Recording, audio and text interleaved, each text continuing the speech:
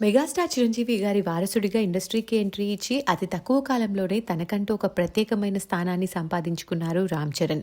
Back to back సినిమాలు చేస్తున్న రామ్ చరణ్ త్వరలో బుచ్చిబాబు గారి దర్శకత్వంలో పెద్ది మూవీతో ప్రేక్షకుల ముందుకు రాబోతున్నారు. అయితే రామ్ చరణ్కి మ్యారేజ్ అయిన సంగతి తెలిసిందే. ఆయన భార్య పేరు ఉపాసన కొణిదల. 2012లో వీరి వెడ్డింగ్ అంగరంగ వైభవంగా జరిగింది. మన ఇండస్ట్రీలో వీరు ద మోస్ట్ బ్యూటిఫుల్ కపుల్ అని చెప్పొచ్చు. ఈ కపుల్కి ఒక పాప ఉంది. పాప పేరు క్లింకారా. దీపావళి రోజు ఒక బ్యూటిఫుల్ వీడియోని షేర్ చేస్తూ త్వరలో ట్విన్ బేబీస్ కి జన్మనివ్వబోతున్నట్లు అనౌన్స్ చేశారు ఉపాసన. అయితే ఇప్పుడు ఆ రోజు రాని వచ్చేసింది. ఈ జనవరి 31న మెగా ఇంట కవల పిల్లలు రాబోతున్నారు.